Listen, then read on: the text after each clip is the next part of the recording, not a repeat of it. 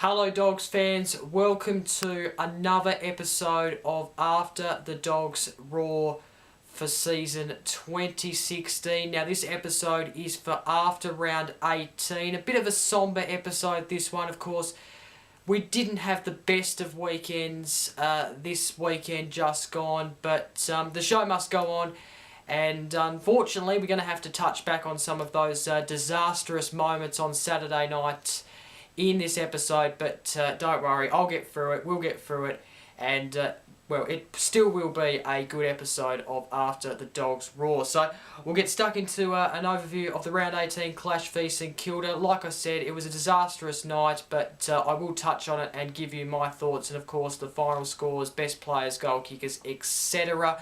Also coming up, we've got the best and fairest votes for the game on Saturday night. I didn't think there was many good players on the ground actually, but I have been able to pick out 3 players who I thought deserved votes in this week's votes for the After the Dogs Roar Best and Fairest Award. A stats wrap up is coming up for after round 18. We've also got an overview of our VFL clash via the Northern Blues, our round 16 VFL clash, Footscray v Northern Blues. That was on Sunday, so I'll give you an overview of that. Of course, in the VFL, we won by a point last week, and we've been really pushing for that top 4 spot. So a win this week in the VFL would really push us further. So I'll be touching on that. The Bevis burning question, got a massive Bevis burning question this week. Of course, a lot of talking points out of Saturday night's game, which is given me the conclusion of the question I'm going to ask this week. So I'll touch on that. Of course, we're going to preview the game on Friday night against Geelong. It's our second Friday night game of the year. Of course, we had one back in round 6, and that was our last. So we're looking forward to returning to the Friday night stage again for this year. And it's going to be a big game, of course. I'll touch on that a bit later on in the back end of the episode. And then the 5 fan questions, a massive segment, of course, and it's massive this week because there's so many big questions from what was a disastrous weekend. So let's get straight into the overview of the game v the Saints. So as some of you know, I did travel over to Melbourne on Saturday morning and attended the game at Etihad Stadium on Saturday night. So I saw the game live each moment, and obviously wrote down a few notes from the game as the game went on. So this is my overview. I'll start with the first quarter. I thought we had a nervy start to the first quarter. I think that's fair to say. It was similar to our start via the Gold Coast Suns. Of course, the first goal was kicked by the Suns last week in Cairns. And in this game, the Saints kicked the first goal. So we had a bit of a nervy start, I thought, especially in the first 5 or 10 minutes of that quarter. But after that moment, we were able to win the quarter and lead at quarter time, to our credit. 4-2-26 to the Saints, 3-3-21. So it was a close quarter time score. We did have the lead, though, by 5 points. Now, in the second quarter, this was where things weren't right for me. No forward structure in the second quarter whatsoever. It was really disappointing, actually, to be honest. We were kicking it in there. No one was really making a lead. It was terrible, really. We were going inside the forward 50 with absolutely no forward structure whatsoever and without any efficiency. It was terrible, and a few times that has happened this year, and it's to me, it's not acceptable, to be honest, considering that we had obviously Redpath in the second quarter. Of course, we'll touch on what happened to him as we go into this deeper into this overview. But of course, we had him up forward. We had Boyd, which I'm not really sure where Beveridge was trying to really play him. Of course, I know that he was trying to play him in the ruck, but I didn't think he went up forward too many times, to be honest. So he didn't really have a big game in the end. But yeah, we just didn't have enough forward structure to really score enough in that second quarter. So the Saints really dominated us in the second quarter, in my opinion. They dominated us probably like no other team has this year in a quarter. Like, we've had a few teams who have gotten on top of us in quarters, but this one was really odd. So Saints won that quarter, and actually, to their credit, led by a goal, which was deserved by them because they played some good football. We just weren't getting the basics right in that second quarter. So they led by a goal at half time.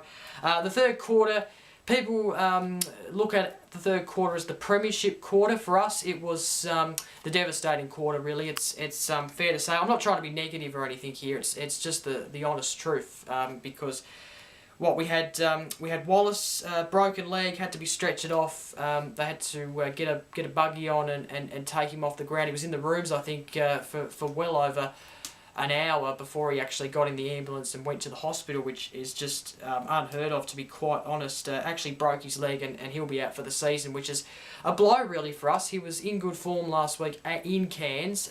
He was playing up in the forward line, and of course he's been a big part of the team this year. He's been influential, efficient, and he's going to be really missed at the back end of this season, which is a real shame. I thought the where Beveridge was playing him up forward didn't quite work in this game against the Saints, but he's had a really good year, so absolutely disastrous to have him go off.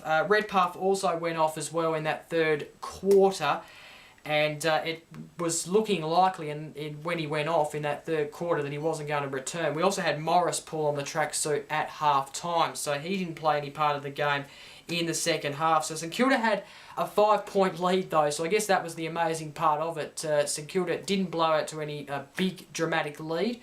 We actually were able to stay in touch at 3-quarter time. And then the fourth quarter, this was quite poor, to be honest. We didn't kick a score. We kept kicking it to the top of the forward square, which wasn't working, and we kept doing it. We kept kicking it to the top of the square. No one was marking it. No one was presenting themselves and putting up their hands. We kept doing it, which was unbelievable. We should have tried plan B, to be honest. That wasn't working where we were kicking it to the top of the square. That was disappointing. And in the end, we just didn't get the basics right. As I mentioned earlier, we didn't get the basics right. That's the thing. Our kicking was shocking. Our skills just weren't there.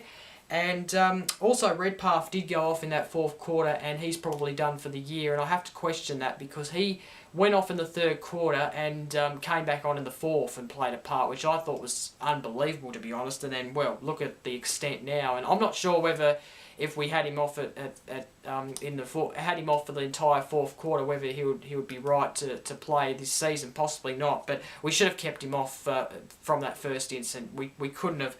We shouldn't have risked him in that fourth quarter, but we did, and well, he's probably out for the season, definitely. So, in the end, didn't get the basics right. It was a poor night at the office. 4 points gone begging. There were some positives, I guess, to come out of the game in terms of that. Our first quarter was good, and we did see some things that were good. Of course, I thought Hunter and Boyd and also Bontempelli played a really good role in this game. I've probably just given away my votes there, haven't I? But Bontempelli played really well, which was good to see.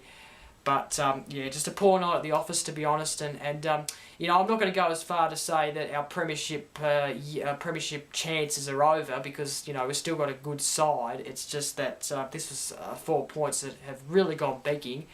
And our top 4 chances are really slim now because, we have to win this Friday night, let's just say that. So, in the end, the final score, the Dogs 9-6-60, defeated by the Saints 11-9-75.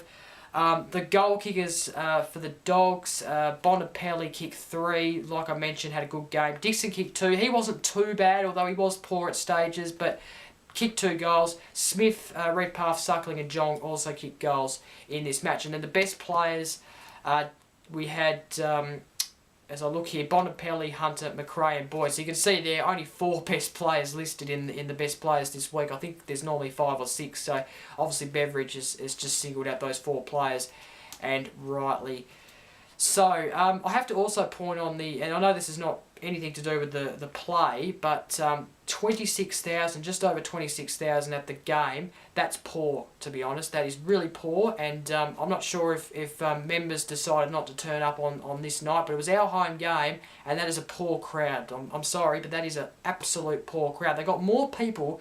I went to Essendon Brisbane Lions on Sunday. They got more people there, and that was a bottom two clash to what they did in the game on Saturday night. I expected more there, and I was disappointed that we didn't get more there. I'm sure all the Dog supporters turned up, but just over 26,000, I find that absolutely unbelievable that we've gotten that many, considering that it was our home game. We should have got more, and but oh well, that's just my opinion. Okay, time now to have a look at my votes for the After the Dogs Raw Best and Fairest Award. These votes from the Round 18 clash for the Saints, of course, which was on Saturday night at Etihad Stadium. Probably only 4 players who really stood out in this game for the Dogs. The rest were quite average, to be honest.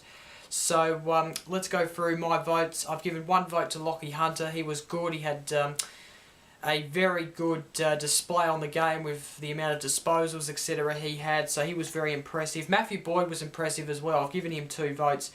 Very good from him.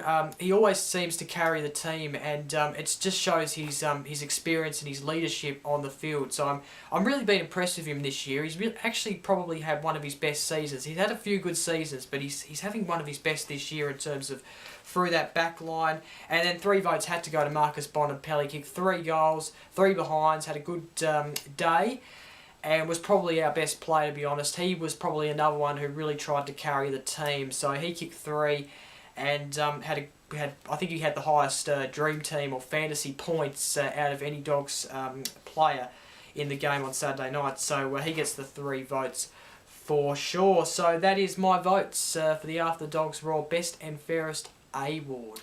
Okay, time now for the stats wrap-up after round 18. I'll start with the leading goal kickers as I normally do.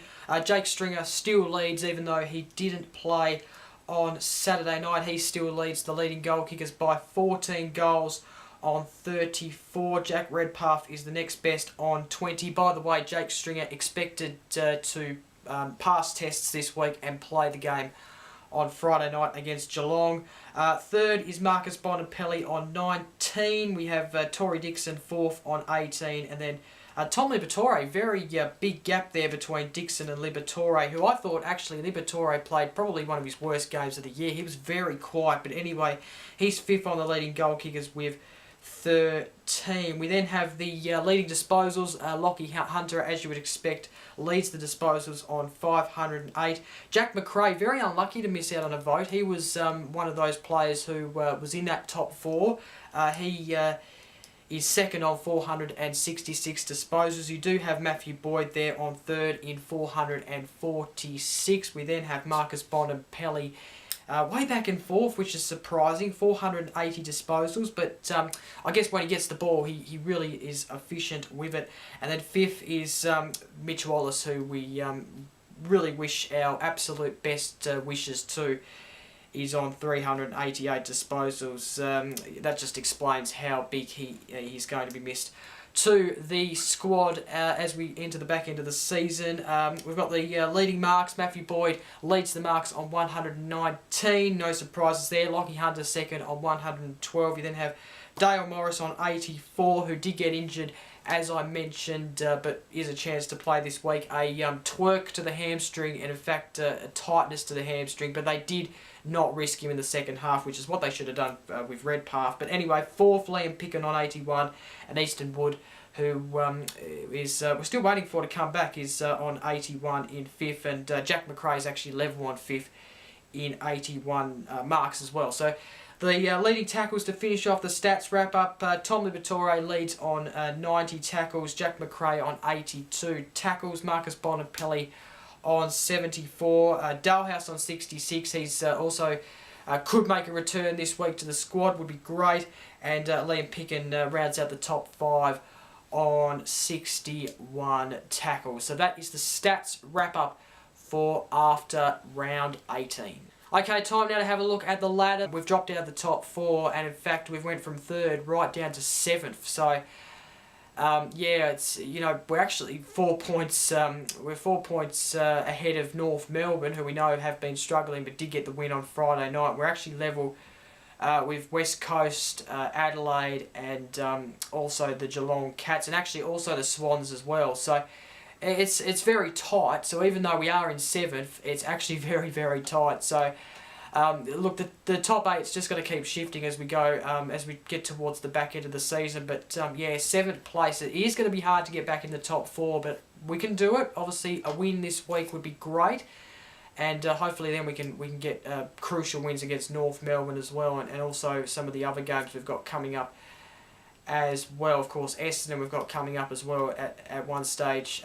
Yeah, we've just got to try and keep on winning, but obviously it is going to be tough with our injuries, etc. But we do have good players coming back, so we are capable, and with Stringer, Dalehouse, even Wood coming back soon. Hopefully we'll be right, and could make a case in the finals. But 7th, it is disappointing to drop out of the top 4. Big game against Geelong on Friday night. Talk more about that very shortly. Okay, time now to have a look at our VFL Round 17 clash at Icken Park, as it's called these days, also originally known as Princess Park, and formerly known as Optus Oval, as you may remember. But we're up against the Northern Blues. This was a big game for us, of course.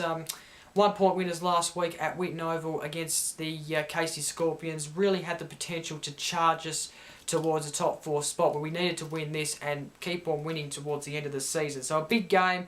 I should make the point that Hamling was pulled out of this match on Sunday, most likely to play on Friday night, you would suspect, possibly up in that forward line. I know he's been making a case up in the forward line for VFL lately, so he'll probably play on Friday night. Will replace, obviously, Brett Parf, who went out, you would suspect. So, anyway, let's get on to the VFL clash. The first quarter didn't get off to the best of starts. In fact, we were behind 4-3-27 to 1-5-11. We were behind by 15 points at half-time.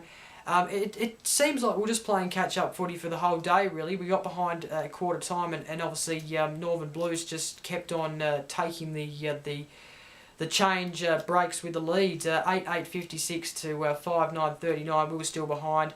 We did come back in the fourth quarter. It was very close, but the Northern Blues won in the end by 6 points. The final score 11-11-77.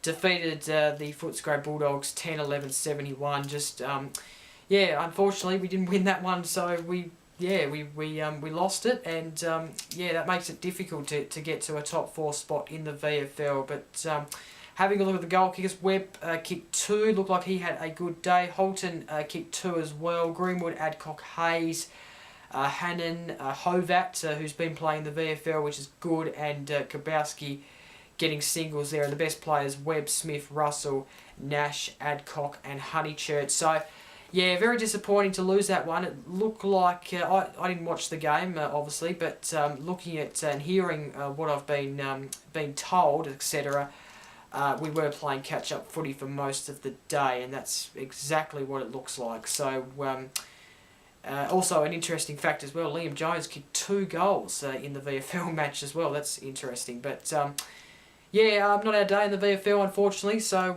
yeah, couldn't quite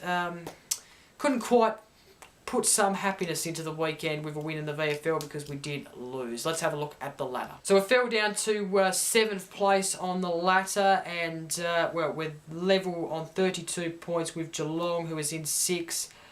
We do have a big game against the Box Hill Hawks on Saturday, 30th of July, 12 PM at Whitten Oval.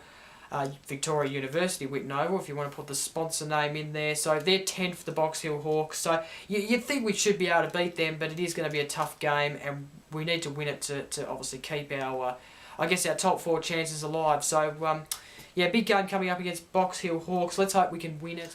Okay, time now for the Bevis burning question, and before I get into it, I just want to say I absolutely respect Luke Beveridge. He is one of the best coaches in the AFL, in my opinion. He has some great tactics. He coaches the group fantastically since he got there last year. Of course, he is the best coach, or the coach of the year, sorry, last year, of course, and I respect him. I wouldn't change our coach for anything. He suits our club. He's made a great adaptation to the club. He's fantastic. So I'm not going to try and I'm not trying to criticise him here in any way in this question. But I am just trying to I am going to just put an argument up, and I'm sure if he was watching this, or I was asking this question directly to him, he'd actually give me a fair enough answer. So the question is, why wasn't Tom Boyd up at full forward when Redpath was off? Now, this also has a bit of a lead to that Tom Boyd, I didn't think he was playing enough game up in the forward line. In fact, I thought he played majority in the ruck, and to be honest, I don't necessarily like that or agree with that. I think we should be giving him a lot more forward time than what he's getting. Now, I know that's hard with Redpath up there, and okay, that's fair enough. But when Redpath went off in that third quarter, and we'll talk about when he went off in the fourth quarter in a minute, but when he went off in that third quarter, I didn't see him up in the forward line. He was still in the ruck, and this is not Tom Boyd's fault, by the way. Obviously, Luke Beveridge didn't send him up there, etc. He wasn't up there. He wasn't taking his position. It didn't look like he was up there. It looked more like he was rucking and roving, etc. That's a concern. Why, if Redpath, if our key forward is off, you'd think you'd put Tom Boyd in there just to cover the hole, obviously while Redpath is carrying on. Let Jordan Roughead ruck. Seriously, let Jordan Roughead ruck while Tom Boyd, obviously goes up in the forward line, tries to take a few marks for us. Because that's what the problem was in that fourth quarter. We had no one to go to in that forward line. We had no forward structure, and when Redpath was off, I don't know where Tom Boyd was playing. He must have been playing in the ruck, and to be honest, he should have been up in the forward line. So that's just a criticism from the game. There's a couple. I'm sure Luke Beveridge would give me a really good answer to that. But I just think, I just think he should be playing a lot more forward than what he's getting. I don't mind if he goes in the ruck and beats that, that second ruckman sort of, or that ruck forward, but he needs more time in the forward for me. He's not getting enough, and he's getting criticised by the media for not kicking enough goals, etc. But I think that's because he's not playing enough up forward. That's just my argument, my opinion, and it's bothering me, to be honest, because this is a bloke we're paying a lot of money for, and at the moment, to be honest, he's not worth it that much money. He's a good player, and we've seen it in the VFL, but he needs to bring that to the AFL, and we need to give him that more forward time as well as rucking. So, can't always have him in the ruck. And obviously, there's a good question in the segment, the 5 fan questions, which I'm looking forward to getting to, because it has something to do with that and the ruck combination. We need to bring in someone else for that ruck, because Tom Boyd needs more forward time, in my opinion. Okay, time now to have a look at our round 19 clash against Geelong, which is Friday night, the 29th of July, 7:50 p.m. at Simmons Stadium. This is a very tough task, going down to Simmons Stadium or Canidia Park, as it's originally known as, to verse Geelong, who is normally most of the time very good there. Of course, we see that poor game every now and again at the venue. Of course, the Swans being that example a couple of weeks ago. This time last week, I was really keen on this match and thinking that we can really win this. I thought, I still have that belief that we can still win this, even though Wallace is out, etc. I still believe we can sort of win this, but a lot of things need to go right. We need to be able to we need to be able to fill the void of what we did wrong a couple of weeks ago against them, where we lost by 57 points that Saturday night, which is probably one of our worst games of the year, to be quite truthful. So we need to be able to mark players, be able to play a bit more one-on-one, and have that forward structure when going forward. We can't be sending it to the top of the square every time when it's not working. And if it's not working again, we need to be able to change that. So big game for us. Obviously a chance to kind of make a statement. If we win this one, it sends us back into kind of premiership, I guess, favoritism, or not favoritism, but like people might give us a bit more of a chance. I still believe we can win the premiership. I still believe we've got a good side. It'd be good if we get Dalehouse, Stringer. Obviously Hamling's going to come in. It would be good to get those 3 players in. It's going to be an interesting game. I'm not sure what to say any more about the game, but it's 7th versus 4th. Big task going down to Simmons Stadium. I'm really looking forward to Friday night. Hopefully we get something out of it, and hopefully we get the 4 points, but it is going to be tough. I'm looking forward to the game, though. It's going to be a great Friday night to enjoy. Of course, back on the Friday night stage, we need to be enjoying these Friday night matches because we didn't get them last year, And of course we've been getting them this year. So for those who are going to the game, enjoy it.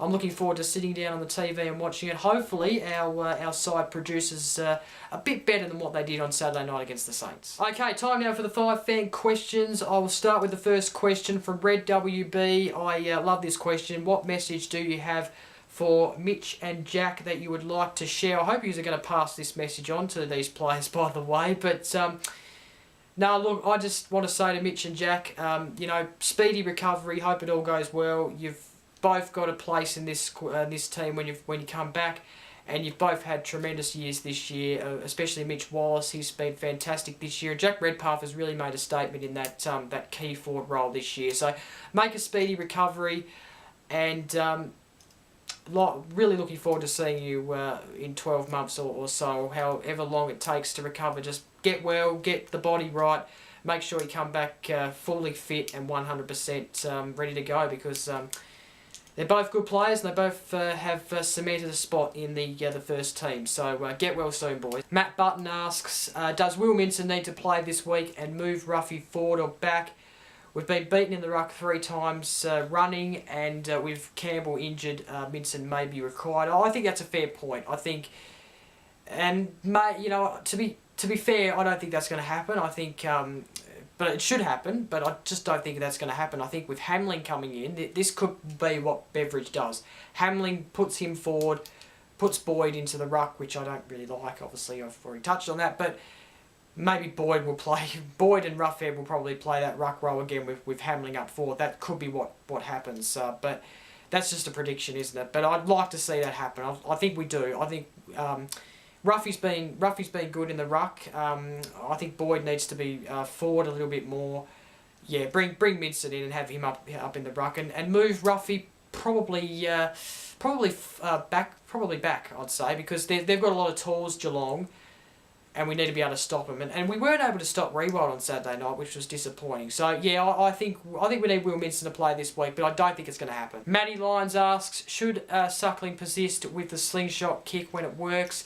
It is lethal, but when it fails, it's a limp biscuit. I had a St Kilda fan, by the way, at the ground on Saturday night next to me. Every time Suckling stuffed up, and he did play a poor game, by the way, but every time he stuffed up, he was yelling out, calling him a pimp and all this and stuff. And geez, I was nearly every time actually Suckling got the ball, I was clapping for him and trying to kind of crap him off a little bit. But yeah, he was abusing Suckling a little bit. Didn't like it, but tried to keep my mouth shut and tried to just deal with it. But yeah, look, only do that slingshot kick if you know it's going to be effective and work. You can't always do it. He needs to go back to just doing the basics, because if you do those basic skills like I've mentioned, your game's going to be a lot better. And I think if we did that on Saturday night, we might have possibly won the match, because our basic footy was shocking, and that's probably the #1 thing that let us down on Saturday night. So he just needs to just go back to the basics a little bit. Don't overdo it with that slingshot kick every time. Only do it if you know it's going to be effective and work in that moment. That's just what I'd say. Amanda asks, why do we seem to be cursed? We have this year, haven't we? It's been probably one of the shocking injury years